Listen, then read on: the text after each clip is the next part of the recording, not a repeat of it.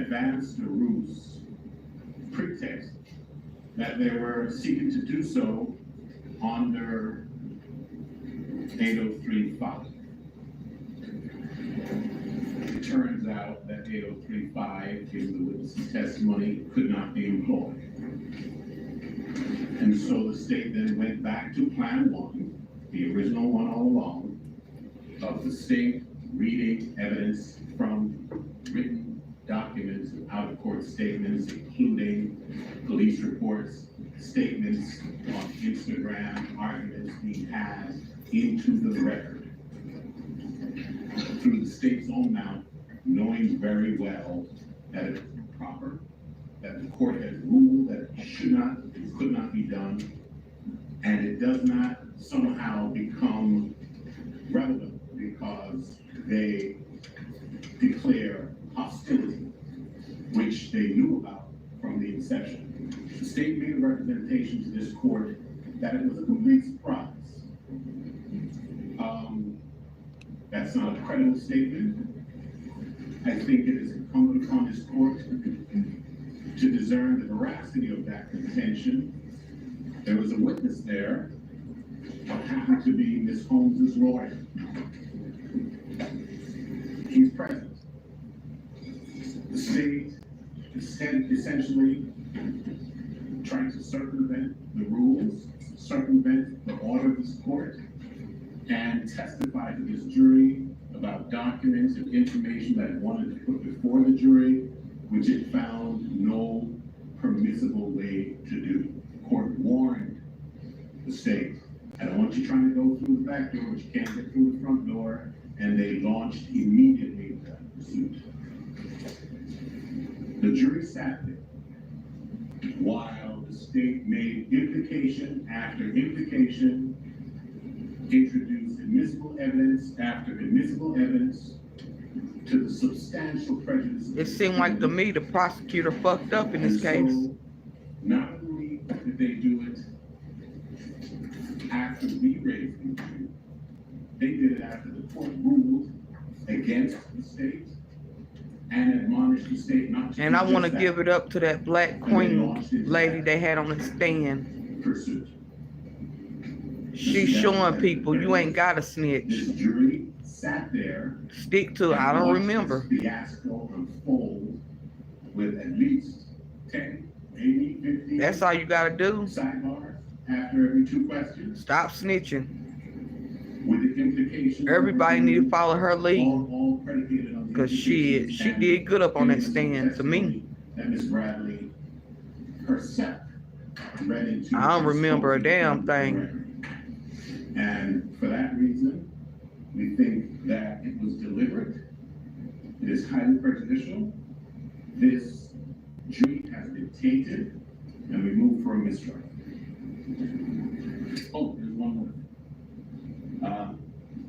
If you don't mind, I'll have this Alcine articulate what that This is. is your motion, Mr. Armstrong? Yes. It's our Melly motion. looked like he about to get off. There's a second one. Mistral. Yes, second.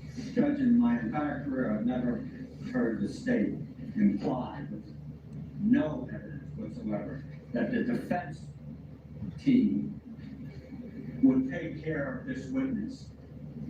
And even though the court gave that instruction and told them to ignore it, that question, the defense team would take care of you if you answered like this, is so improper.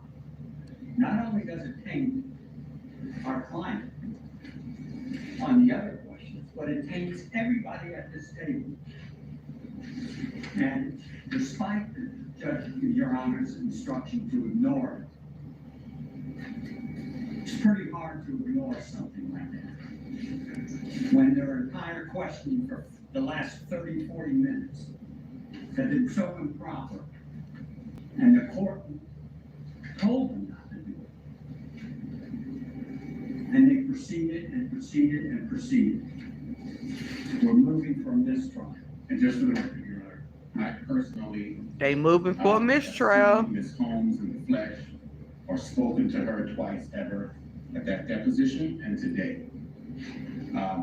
Never by phone, never by text, couldn't distinguish her from a can of paint until she showed up for the depot, and I haven't spoken to her since, so just to let the court know there is no factual predicate for the implication, or not implication, the accusation made by the state that the defense sought to take care of her.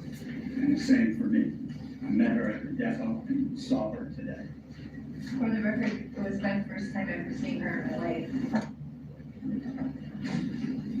Thank you. All done, guys? Counsel? Yes. Yes, ma'am? Judge, with regards to that, the statements that were in the record are what was used as impeachment, where it says they said that they were going to take care of us. Defense read into it and implied it meant was never said the defense team in any way, shape, or form. So defense implied or read into that some additional context that was not intended in any way, shape, or form. I was basing it on based in the records and the statements that this witness made and put forth in her Instagram account about this case on that. And so in terms of the forming the questions, Your Honor, it was understood that I was put under very strict and difficult conditions to formulate any question, because defense obviously wants to limit, because they know the contents of what this individual has said and all of the statements that she has made that are damaging to their client. Hence why the state would be seeking to use her as a witness. That means nothing, Your Honor. The fact that it's damaging, I'll concede that.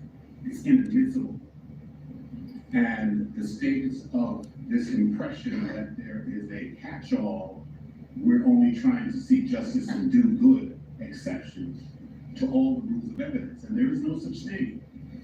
If it's admissible, admit it through an admissible procedure.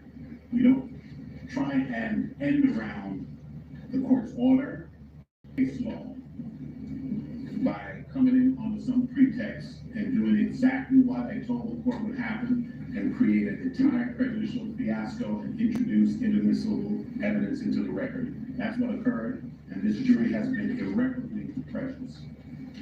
Or Mr. Dennis' interests have been irreparably prejudiced before this jury. Thank you. Anyway, I'm going to defer ruling, take it under advisement. We'll see everybody back on Tuesday. I suggest that you talk with your client. Start back on Tuesday, Discuss with Mr. Dennis. but it sounds like Mistral. Prosecutors messed up the case. Consulted as well, but I haven't reached a conclusion about it, and so I'm gonna see exactly what we said. I thought I heard what we said. And, I'll check the report, get a little piece of that transcript. And, This is a high-profile case. I'll take it under advisement. The prosecutor should have had their shit We'll together. see everybody back on Tuesday. It's 5 years later. Since we're breaking early, can we have a few minutes with our client? Sure, I'd like to take a few minutes with him. I'd like you to talk it over. Yes, sir. All right, y'all. That's it. Subscribe to my YouTube channel, Miss Spaz. Like, comment, and subscribe to my channel. That's it. Thank you. Like a private conference, everything. Thank you.